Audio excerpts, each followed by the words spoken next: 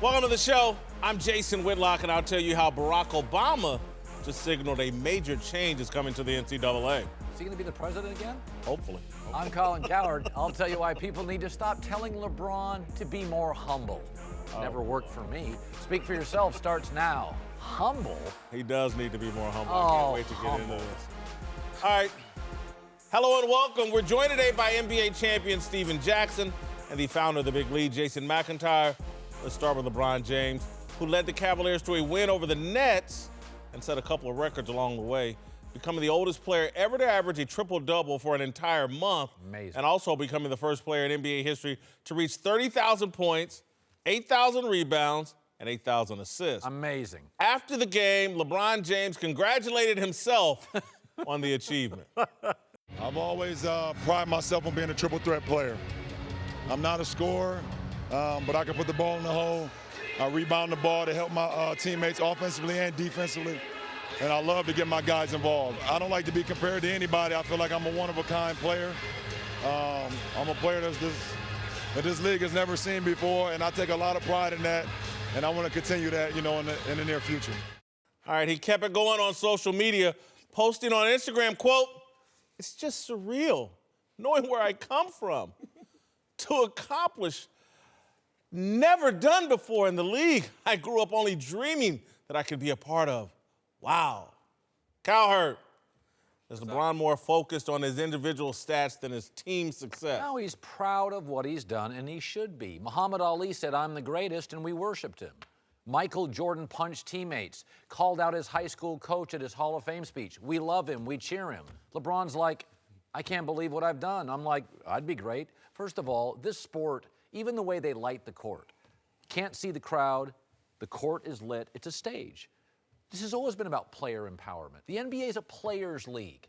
Even the coaches, Calipari and Popovich and Phil Jackson and Red Auerbach had egos. I'm never bothered by the play. Kobe had an ego. MJ, we just choose who we like and who we don't like. Muhammad Ali called himself the greatest. We love Muhammad Ali. There you go again. Well, I like Muhammad Ali. No. My favorite boxer ever. No question. Muhammad Ali was not worshipped in the way that LeBron James was. He was actually vilified. And so, yeah, did he throw it in everybody's face? I'm the greatest. I don't care if you don't like it. I don't care if you don't like my name. I don't care if you like my religion. I don't care if you don't like my stance against the Vietnam War. I get Muhammad Ali. LeBron James has people who their daily job is dependent on kissing LeBron James's butt. And I'm not talking about people that work for LeBron. I'm just talking about people in the media who wake up every day, how can I celebrate LeBron James? Muhammad Ali didn't have that. And so this is unnecessary to me. Let the people who have volunteered for that job to kiss LeBron's tail 24/7, let them have that job. Why has LeBron got to do their job too? And boxing is also a self-promoted sport. You're not on the team. You got to really by yourself, so you got to promote yourself. That's totally different. But with LeBron, it's good. It's cool to pat yourself on the back, but at the same time, you never seen Mike do that. You never seen no other great do that, pat himself on the back. We know you're great. This is what we expected from you when you came in the league, to break records and be one of the best of all time. Yeah, we haven't seen this before. You are great, but let somebody else tell you that. And I had a friend tell me LeBron is the only superstar that he's ever seen in 20 years of the NBA that has to be told he's great. He has to be told that for some reason, and the way he pats himself on the back, it looked like it. Well, with the social media aspect, Stephen, Michael Jordan, if he had Instagram and Twitter, you don't think he would have been talking trash on there and saying how great he was? This is a guy who... Hold on, was that social media? Was that camera that I just saw him on, was that social media? Michael Jordan did not have the aspect after every game to go out and speak to everybody the way LeBron can. Worldwide right now, LeBron can do that. But you know what this is setting up, right? Man, I've done everything I can in my power in Cleveland. Question. I have averaged a triple-double, Stephen Jackson, in February. Right. I'm doing up 25, 5, and 5 for 14 straight years. Nobody's done that for 9. Right. Boy, I did everything I could, Stephen. I got to go. I got to leave Cleveland now, go somewhere else in the offseason. That's what this is all setting up. This is a long game. Well, hold on. This is a long game. So he cares more about individual success. Well, listen, we know LeBron James cares about winning. Okay, we know he cares about winning. Oh, and we know he loves individual stats. We can't question that. We can't question We cannot. I'm not questioning that. But he is setting it up for the departure after this What does season. he care more about, stats or team success? Winning. Why did he leave for Miami? He needed to win. Why did he go back to Cleveland? You going back to Miami? I said this year. How is LeBron James operating? Does he care more about his individual stats or his team winning this year? He knows they're not winning the title, so he's got to pad By the the way, stats. you like Tech 9. Todd, yeah, I love Tech Nine. I'm more Jay-Z. Yeah, I love Tech 9 too. Whoop, whoop. Okay, I'm a Jay-Z guy. Jay-Z's music is a celebration to himself. And that's okay. That's every rapper. Okay, and you like him because that's the That's culture rap. of rap. Well, by the way, NBA is player worship. That's what it's always been, shoe deals. Show me the other NBA player that's doing that. Well, there's no NBA player that's close to that. So I give him a little bit of a break. Every rapper does what Jay-Z does. Right. Tech 9 does it. Trust me, he's the best. He thinks he's the best, and he is. And that's fine. We like that. But with LeBron, you are the best. That's not in question, so you don't have to pat yourself on the back that much. We all know you are the best. The only reason Cleveland even have a chance, or we even talking about Cleveland winning the East or going to the finals, is because of you, not because of the team. We all know that. Just be great and let us give you your flowers. But maybe there's something to what Whitlock said about the media. People love to gas up LeBron. There's also a lot of people daily who love to bash him. Oh, he's not Jordan. Right. Oh, he's not the best. He's not winning anything this year. handful And of people. LeBron needs to respond to everybody. No, that's such a small contingent of irrelevant people. LeBron James is magnificent. Again, he's one of the greatest forces I've ever seen in athletics. But there's other parts of his personality. This is based in insecurity. I'm not as good as Mike, so I'm going to try to put together a case that I'm as good as Mike. And for those of you that aren't paying attention, Mike never did this. He never had 30,000 Right. and 8 rebounds, or 8,000 rebounds and 8,000 assists. I don't like it. If you're the best, you don't need to do that. This is the Speak for Yourself podcast, and I'm Jason Whitlock. Before the show moves along, I wanted to tell you today's show is brought to you by Buffalo Wild Wings. It's that time again, that familiar crossroads of choosing between basketball and hockey. You can't choose, they're both on. Why are they both on? Relax. We have a solution. Buffalo Wild Wings. Rather than fill your living room with TVs, coming to B-dubs, we've got hockey and basketball on, each playing on dozens of screens so that you don't have to choose. And to complete the trifecta, we can ensure you have access to all the sports, foods you crave. From our selection of America's favorite wings and any of our 21 signature sauces and seasonings to shareable favorites like cheddar cheese curds and fried pickles, you'll have everything you've ever wanted. But wait, we also have a variety of beers to quench your thirst. All the basketball, all the hockey, all the food, and the beer you want. Buffalo Wild Wings, wings, beer, sports. Please drink responsibly. Now back to the show. To the NCAA, which is facing some intense criticism in the wake of an FBI investigation into allegations of corruption among the top programs in college basketball. Now maybe the most famous college basketball fan on earth, Barack Obama, has reportedly weighed in, suggesting that the NBA should start its own farm system because the NCAA system is not a sustainable way of doing business. Whitlock, do you think the this backlash by Obama will lead to college basketball players getting paid? Well, I think it's more than just President Obama, but I do think like President Obama, former President Obama, is the final straw in terms of when you've lost Barack Obama, you've lost the room. When it reaches the level of someone as thoughtful as him, as a passionate basketball fan as him, and he understands his place in American society, when he's calling out the NCAA, I just don't think this system is sustainable. It just doesn't have the credibility with the public to continue on. And so, yes, I think we are finally at a place where the NCAA is going to have to take some accountability for the problems in itself and change. Well, you know who's going to change this? The courts, just like the Ed O'Bannon case. What this really is tyranny of the mob. The mob, this is what the mob is. Currently, the internet mob is on. I'm a part of that. Go ahead. Yeah. It was for a while, everybody was racist. Right. In the whole world. And now it's NCAA's terrible people. Again, 99% of kids who get scholarships are well served. Now, I don't like the one and done rule. You know that. I don't like the idea that I make you a fortune as a college football player, and I can't even get a digital check. Look, we agree on that. But in the end, this is the way it happens. March Madness will end, and then the angry tyranny of the mob will move to another topic and beat up somebody else. Now the NCAA, because the football season's over, we didn't talk about during football season, we got this month period where we talk college basketball, so let's crush them. Listen, Colin, these leaks from the FBI, this isn't on accident. There are people ready for the NCAA's amateurism thing to end. That's how FBI leaks happen. And so, and again, if you go dig down deep into this story, some of this stuff, allegations are really flimsy. And so again, the leak is intentional because there are people in power that want to push the NCAA along into changing its system. And that's not going to stop.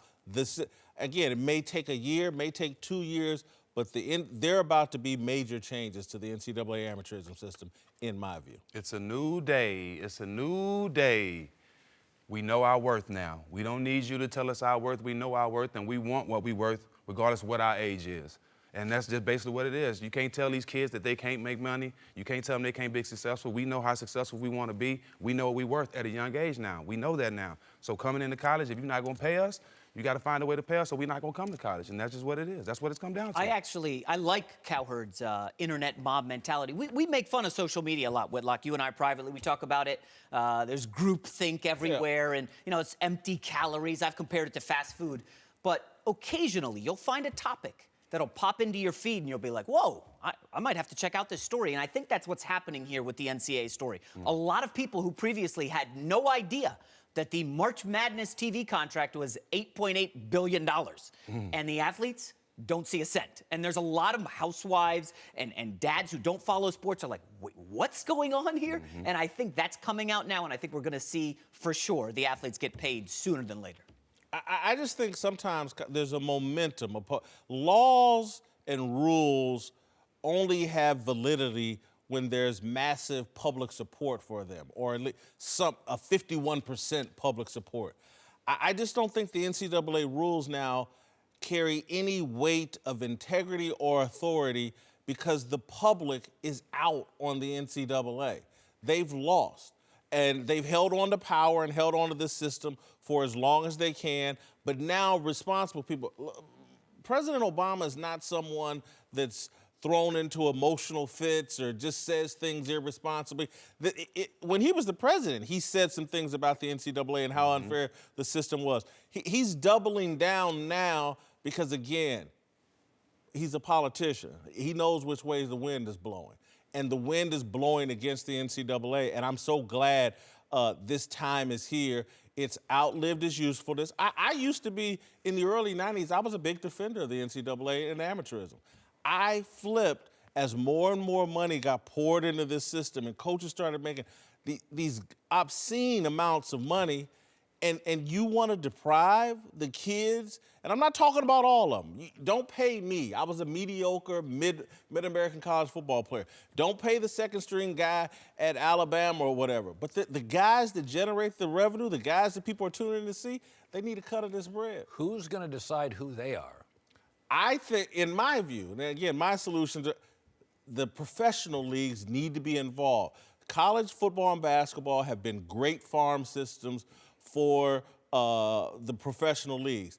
They need to be footing the bill on paying these guys. Good luck with that. I don't think. Why can't we let the free market decide? What's wrong with letting the free market decide if an athlete is a big-time college basketball player and guess what? The local car dealership wants to sponsor him and pay him money for commercials. Let that happen. But regardless of how they do it, it's going to be beneficial for both sides. Because if you're paying these kids, you got more kids coming, you got better kids coming, and you still benefiting at the end of the day. I agree, but if we go there, to car dealership, local car dealership, Lord have mercy, that's how guys like me end up getting some money. And again, I didn't deserve any. The education was enough.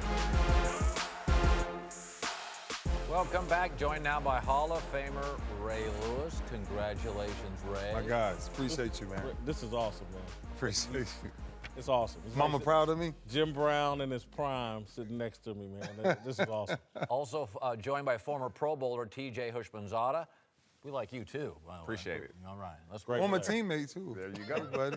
Let's move to the National Football League, which admitted yesterday, it's kind of wild, that Des Bryant's infamous non-catch in the playoffs should have been ruled complete, and saying that they will consider simplifying the controversial catch rule this offseason. That's not the only change up for debate. The league will also look into limiting pass interference penalties to 15 yards. Boy, is that long overdue. College got that right years ago. Whitlock, which change would have a bigger impact, the catch rule or PI? Pass interference is the rule they need to address. I've never found the catch rule complicated. I've never found it controversial. Pass interference is what drives me crazy. It's way too punitive. It's way too ticky-tack. And you know, giving people, it's been moving. We have some stats here. In 2007, pass interferences plus 20, there were 54. This past season, there were 99. It is punitive. It's just happening too often, too big of an impact on the game. Well, you are a former football player, so you are in a 3% knowledge base. You're an intense, knowledgeable football fan. For football fans, I agree with you. Good point. The catch rule for the guy at the bar, okay, who's drinking a Budweiser, that ticks him off because that's offense, that affects his fantasy team, that affects commerce. Football people, I've been on this for years. College football got pass interference right. NFL's been sitting there for 30 years screwing it up.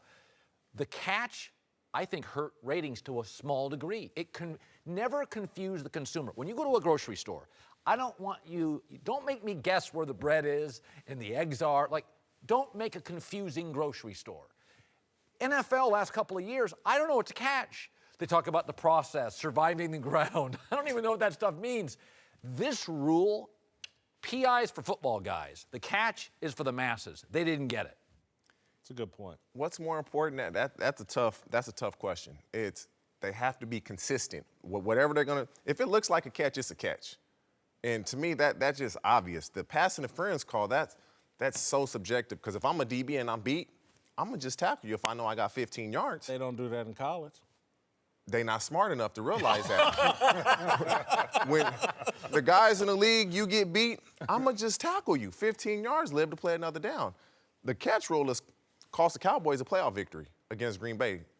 Obvious. The catch rule this year cost Pittsburgh home field advantage against New England, possibly a trip to the Super Bowl.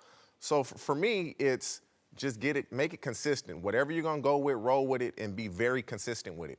First of all, everything that we talk about is always helping the offense. How can we stop the offense? How can we stop this? This is one of the worst things that I've said in football for a long time. If I'm on defense, I got my 11, and I beat you man to man. I beat you man to man. You draw up your call, I draw up my call. And we dominate you. But you can just throw back and just throw up a pass. Like last year's Jacksonville game against the New England Patriots. If you're a quarterback like Tom Brady, you're saying, I'm going to get this every time. And the most embarrassing rule, 2009, 2011, we went to New England. And I kept saying over and over, it's embarrassing that y'all let them get away with that. 15 yards, that's the only thing. You cannot spot foul that. Yeah. To spot foul that. A 60-yard penalty. That's a 60. And I'm telling you, Don't PI them 60 yards on the field, and it won't be a spot foul. That is so not what you should be talking about. Yeah. Seriously, there's no way you can defend it. Yeah, you can. TJ, how? Don't PI them. That's how you defend it. You can't. They so ticky-tack with It is, man. Ain't no incidental contact.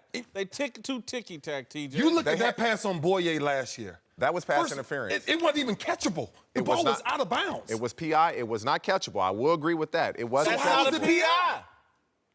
Now, that's the referee's fault. That's the official's fault. They have to get some type of consistency in how they call it and what they're calling. Pass interference it's a sophisticated, debatable play. The catch should be really easy. Listen, PI is always going to be tough. It's a jump ball in basketball. It's the hardest play to officiate. When we're struggling with you have ball security 2 feet down and you're telling me it's not a catch. Here's my issue, though, Colin. There's 3 of those plays a year. What plays? The catch. Catch or no catch. A year. True. Three of those plays a year that are controversial. Damn near every game I turn on, there's a controversial pass interference call. Every game. Again, consistency would help. but also the punitive nature of it, man, moving a guy down 25, 30 yards downfield on some bogus stuff. Wait, listen to me. Okay. If you're catching a football, catch the football. If you're making a tackle, there's no such thing as a half tackle. There's no such thing as a half tackle. If something is in your hand and I knock it out, there's no such thing as a half fumble. If I knock that out of your hand without you liking it, that's a doggone fumble. We can go all the way back to the tuck rule with Brady. I mean, guys, I'm just saying from a defensive perspective, how we are catering so much to offenses. If I do something against your will, that's called a turnover. It'll never change in all of sports. But now we've said, oh, the ball looked like it was wobbling. Oh, his hand looked like it was coming forward. If it's against your will, we win as defense. Once again, with the pass interference. Man, people want to see points scored, man. They don't want to see no 6-3 points. 6-3 game. Why do you don't want to see a 6-3 game? That's boring. People want to see great competition. Absolutely. In my opinion. Right. They want to see great competition. Y'all have made it into, because of fantasy football, people want to see scoring. Of course. But people want to see great competition. And Ray, if I understand your point, you think you don't have a real problem with the catch rule. If you knock the ball out of the guy's hand in any kind of way on his way to the ground, you stick with that. Absolutely.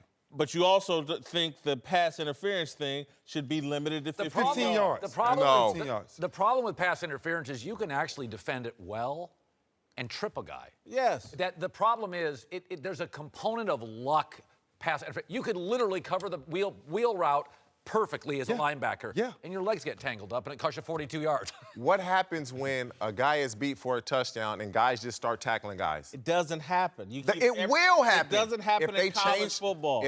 Because they're not smart enough. Yeah, they are. If they change, you played college football. He played. I wasn't college smart football. enough when I was in college. We were smart enough. If they change this rule, guys will intentionally tackle you. Why wouldn't you? They should It'll be a penalty. It'll be a penalty, 15 yards. You'll get bonuses for it. But you could possibly have a touchdown. Guys, you know what, Hughes? Y'all need to cut this mess. Catch the ball. All right, welcome back. Ray Lewis and Steven Jackson are back.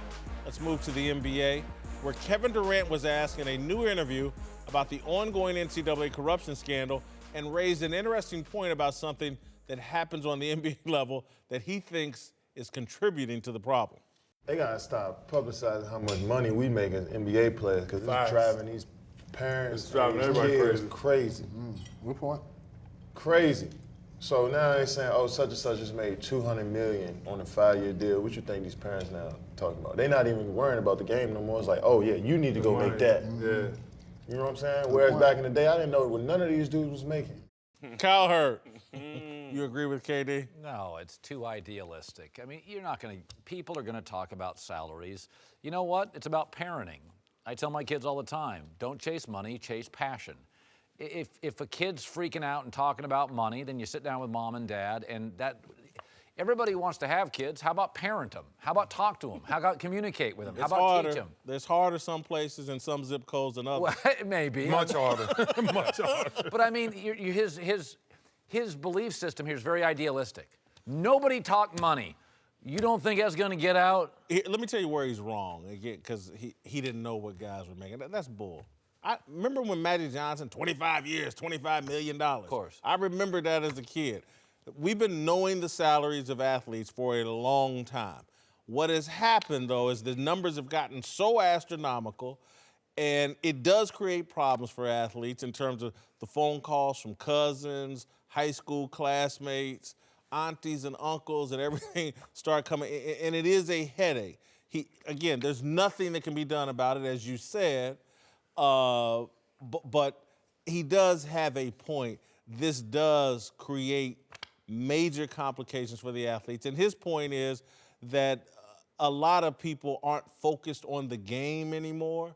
They're focused on what the game can do for them and how much money they can make. Is it possible that money motivates people? I agree, and that's what the only change I would make here, where I kind of agree with him, is I wish that in all these leagues, baseball, football, everything, that there was some part of the money attached to actually wins and losses, that you made some part of your money based off winning and losing. Well, money motivates me. Oh, yeah. Oh, Jack, yeah. and motivate Jack. Money motivates me. So when you knew how much NBA guys made, it made you work harder. But that's not the problem. The problem is the parents see these big contracts and see these players are not that good. So my son doesn't have to be that good to make $200 million now. That's the problem. You paying these players all this money and they're not producing. So when the parents sit back and look at, okay, even if my son's not that good, his chances are great now because they paying Chandler Parsons $100 million and he's averaging 6 points. You dig what I'm saying? So that's the bigger problem. It's not them publicizing how much they make. It's paying the average players a ton. Exactly. You know what? But everybody don't want to say that. Right. Jack, I love you to death, man. I'm glad I'm on here with you, Jack. That Appreciate Jack, it, my brother. Yes, sir. No, I tell you this. When you think about, and I've been looking at this from a different perspective for a long time. So it's interesting. The only reason I don't agree with KD, I agree with him where he's going with it, but there's another side of it that I don't think athletes ever think about. And this is, for me, that's why I'm in the businesses that I'm in. Because players' money stopped attracting me a long time ago. I never worried about a man's check. Man make a lot of money, that's great. But I'm not excited about the man who makes a lot of money. I'm excited about the man who's able to pay him that type of money. Right. See, that's one thing about players that I think we find ourselves in a very interesting spot when the game is over. Yeah, you were that guy who done that. So then go capitalize off of that. But don't just remain a player. Go figure out how to become an owner. Right? And that's where I think when you start to think about what these neighborhood kids, what KD is talking about, what these neighborhood kids are seeing, they're seeing these numbers. Oh my gosh, 200 million. You know, this Boyville Houston, he makes 225 million. And I'm saying to myself, well, suppose you ever thought about if you was not athletic enough, possibly being the person who pays the 220 million. But we don't dream that far because they mesmerize us with player contracts. It's all a trickery of the game to say the only thing you'll ever do is strive to be great enough to make an NFL or NBA contract. But how many of us try enough to be great to say one day I own what you own? That's kind of what I think, guys. Yeah, because like take Mark Cuban. He didn't own the Mavericks because of his great playing career. 100%. Right. He invented something. So guess what he said? sold He it. flipped it. He flipped it. He said my athletic ability won't get me what I want. So I'll flip it and go own a team. I do think, you know, money is not an evil thing, though. I think money is often opportunity. I think sometimes, forget just the figure of money. Money is opportunity. Money gets you your mother a house. It gets you transportation. I think publicizing the salaries kind of lets people know, listen, man, I work hard. There are gold bricks at the end. I mean, listen, when I got into my career, I'll never forget this. So you're a newspaper guy. So I'm a young kid. I'm like 18 years old, 19 years old. And I go visit the local newspaper because I want to be a sports writer. And I drive into the parking lot with my old beater car. And it's just a bunch of beater cars. And then I go to the local TV affiliate. And I see a cabriolet and a BMW. And I'm like, I want to be in TV and radio, not a newspaper. So it wasn't about a dollar figure. It was, man, the TV station was opportunity. Somebody there made money. Newspaper parking lot was old VW bugs, and it was cars that didn't look. So Those I think, of us that believed in America world. but I think sometimes when you know the money, it's like, listen, that guy's 6'3", I'm 6'3", he loves hoop. He's from my hometown. Yeah. He played on the AAU team I did. It's a caveat. It's out there. You're chasing that thing. Yeah. I don't think it's money. I think it's a love of money. Well, issues of family and money are hardly limited to the NBA. Lamar Jackson arrived at the NFL Combine today, where reportedly he's opted to forego agency representation, instead choosing to be represented by his own mom. Whitlock, I don't think you like this. You think he's going to regret this decision? Yeah, I think that this is an indication that, he's too close to his mom and not making. Yeah, you can be too close. Again, I can't never be too close to my mom. You can be. I hit you with the Scooby-Doo. You can be too close to your mom and not step up as a full-grown man and take control of your situation. It happens all the time. It's an issue in our community because a lot of guys grow up without dads and they're so dependent on their mom. he needs better advice. Hey, one of the criticisms of Lonzo Ball was like his dad always did the talking for him. I mean, there is something. Yeah. Now, if Lonzo had been in the league 10 years, we wouldn't say that. But I've heard more people, I'm not one of them, but I've heard people say, you know, Lonzo's not his own man. His dad's doing all the talking. Could I make the argument, dude, you're a quarterback. You can't have your mom representing you. Well, I'm from the country, and I can't never love my mom enough. It's not And about I'm loving looking her. at the camera, I love you so much, I can't love you enough. But I'm just saying, like, his mom knows his worth. He knows his worth. At this point, he's coming new to the league. Would you let your mom represent you as an agent? You know what? I represent myself. Would you let your mom, that was your dodging, would you No. let your mom be your agent? No, but I would let her handle my money, because that's basically what she's doing. She's not really representing him. She's basically handling his money. He's gonna make all the decisions. That's all that really is. But who has who has your best interest at heart more than your mom? Nobody. Nobody. So if that's the chance, Doesn't mean she's the best person to handle your money. you're exactly right. But if I have to take a chance and go out with someone, I'm gonna go out with my mama. But you And wouldn't that's, let her that's be just your agent. real. You wouldn't let her I be your understand that. You know what? I'm with Jack on this, because you know one of the biggest mistakes I think young players make when we get this type of money or this type of opportunity is the first person we go to trust is an agent that we don't even know. We know nothing about them. We know their backgrounds. We know nothing, but we go immediately and say, "Oh, I'll give you 3%."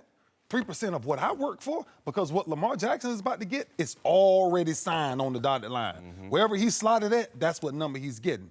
Now, what I would tell him to tread carefully about with his mom is make sure you both understand the business wholeheartedly, all the way through. Seek advice. That's hard, though. That's a but lot to even know. if it's hard, Colin, I'm telling you, Experience is the best teacher. it's sometimes, sooner or later, we got to change the narrative. Sooner or later, we got to stop making all these agents rich. Man, we're making them filthy rich, wealthy. What's the matter with making Eugene Parker rich?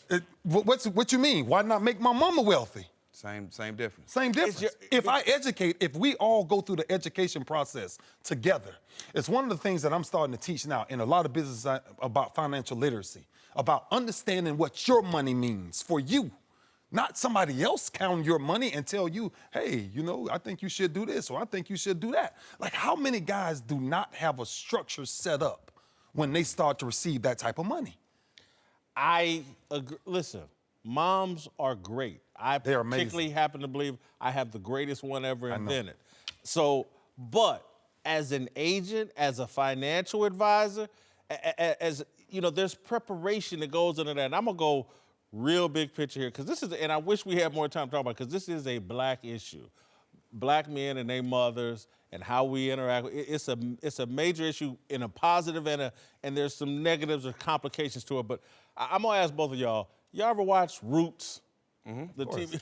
Go watch the first episode again and see how we were supposed to be trained as men, go off to manhood training, and come back. And even our mothers answered to us after we went through the manhood training. We're supposed to step up and be the leaders. And instead, we never break that cycle. And mama's leading. I know some people 50 years old, and mama's still the head of them.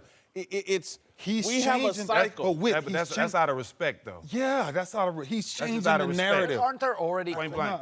Lamar is one like of those quarterbacks where half the league's in, half the league's not. It's not like Elway. Right. Right. Yeah, that's a so fair. there's some questions. Couldn't I argue it kind of adds another question? Even if you're could. right, it's so unique. It is. That there's going to be a GM like, I just don't feel good with this. This feels youthful. Like, even if because there's already about half the league on him is like, what if another But four they GM do that about every black quarterback. No, they don't. Oh my goodness. No, they don't. We They have say- to go at the Newton top went of the They say draft. every black quarterback can't do this, can't do that. He Cam should be a Newton went number receiver. He one. should. Nah, Deshaun Watson, Jameis Winston. There's a lot of guys. It used to be. If her credibility, Said the same thing about Mike Vick. right? If all the things that she knows, if they went into this together, I get it what you're saying, right? All you want to do is be informed. I get it, but if you have the same ability to go read the exact same books, to go study exact the way the contract Well, I know, but negotiations go, Go what? But Well, Tom agents have- Conlon has got 25, 35 years of experience at it. That he trained for it for, You're calling out the top of tops. Think about how He's many Lamar agents- Jackson. So I saying- graduated high school, no college degree. I negotiated my own extension while I had while I was on a 2-year deal. 3 years, $30 million, my own extension Did with your no mom agent. do it or did you But do what it? I'm saying is anybody can learn it. It don't have to be somebody that's already doing it. Anybody can pick it up. We can comprehend. Sooner or later, you got to start counting your own money. That's the narrative. If nothing he did with his mama, If I can do it, his mom sooner or can later do you it. got to start counting your own money. So I like it. I'm a Who ride with negotiates yours? And his last name Jackson. I'm rolling. You have a big agent? I have representation. Okay. So does Ray. So does Steven. no, so I do don't. you. I represent myself. Really? Archer's right there. I can't wait. I to like take- Mr. I'm Jackson. gonna take you to the cleaners. Welcome back, Ray Lewis. TJ Houshmandzadeh are back. Let's move to New England, where the Patriots drama appears to have followed the team into the offseason. Reportedly, Gronk has been unhappy with the team for some time and even considered stepping away from football during training camp last year. Add this news to the Malcolm Butler decision and the rift with Tom Brady. Whitlock, are you concerned about the Patriots' culture and locker room? Yes, and Tom Curran, who follows the team, said that there needs to be a major clearing of the air in the Patriots locker room, and I agree with him. I think this Super Bowl loss is going to haunt this team. You know, there's been one team to lose the Super Bowl and come back and win it the next year. The 71 Dolphins turned into the 72 Dolphins. Other than that, when you lose that Super Bowl, and then I think when you lose it in the fashion that they did, where there's all these questions about Malcolm Butler, there's a stench in that locker room. Gronk has now said, we debated this 2 or 3 weeks ago, is it fun to play for the New England Patriots? The guy from Lance Johnson or someone from the offensive lineman from the Philadelphia Eagles said, more fun over here, Lane Johnson. And so, yeah, I think they have a festering problem in New England that Bill Belichick needs to address. Well, the Patriots aren't player-driven. The Steelers are. New England beats them. Seattle is, went into the tank. The Cowboys are. New England's not. Everybody can have their own sort of culture. Baltimore was led by defense. I mean, just always. Seattle led by defense. Not every culture has to be player-driven. By the way, Gronk's made a lot of money. Football's hard. Maybe he's just done with it. Some guys he's had a lot of injuries. Players will snatch that steering wheel at some point if they don't like the way In New you're England? driving. Anywhere. If they don't like the way you drive it, eventually the players will snatch that steering wheel. And Bill Belichick, I'm telling you, it could happen to him. I think every team is player-driven. Every team is player-driven. They're just kind of fed up. I was watching football this past fall, and it just tripped me out when I'm watching Patriots playing Miami Dolphins, and then I see a Gronkowski interview. I couldn't believe it. I want to talk about the celebration I did, but I'm scared that Bill's going to get mad at me. I really want to talk about it, but I guess I can't. I'm scared. You never hear players talk like that. Normally, hey, man, we talked about this celebration. This is what we're going to do. We just having fun. They are completely scared of Bill. It's a dictatorship in New England, and things are going to have to change or he's going to lose a team. He did get to the Super Bowl. No, I know. Well, I mean, it's, in today's time, him getting to the Super Bowl, that's just something they do. They have to. Soon as Brady leaves, let's see if they keep getting to the Super Bowl. Because that's going to be the question. When Tom Brady leaves New England, what happens? But when you start to see the things that's starting to happen, whether it's Malcolm Butler, whether it's Gronk, whether it's Brady, Kraft, and Belichick, you ask yourself a real question, right? Anybody can make a house look like a home, but the only thing that makes a home is open communication, and it's not open communication right now. There's a lot of whispers. There's a lot of whispers, what you're talking about, TJ, what Gronk wants to say, what he really wants to do, what Brady really thinks, what Malcolm Butler now thinks. So you got all these whispers coming from New England. And then you ask yourself, wow, is this house really folding? Are New England on their way down? What I will tell you this, if I know anything about this team, they will use this again. And possibly, if somebody in the AFC does not change it, they will be representing the Super Bowl again next year. I will say, we do have a little bit of a precedent. Bob Knight's brilliant. I mean, my high school ran the Bob Knight offense. Almost every high school ran the motion offense. Yeah. Bob didn't evolve. That is the one thing I worry about, because Bob Knight and Belichick are friends, is that sometimes people in power get older and they get less patient and they don't evolve with technology. Like my wife and I. Changing. And that's the problem. My wife and I always talk about that. We better learn technology because our kids know it. Yeah. Is Bill getting old and cranky? Look, you're hitting a beautiful point. This past weekend, Steve Lavin and I were talking about the NCAA, and he gave me this great saying: if there's no evolution, there will be revolution. That's what's gonna happen, I think, with the Patriots. Again, I'm from Indiana. I saw it happen with Bobby Knight. There was no evolution, and a revolution came and took him out in a heartbeat, just like that. And again, I just think Bill Belichick has some issues here in his locker room. Guys are making so much money. There's so much more mobility and freedom to move around. And his way isn't perfect. This Malcolm Butler thing leaves a stench. Guys in that locker, they don't have, this lack of communication that Ray's talking about. We just want to understand. We got to the ultimate game, and a guy that played 98% of the snaps leading up to the Super Bowl got none in the Super Bowl. I need an explanation. Yeah, because, and I'm just being honest, in Baltimore, that ain't happening.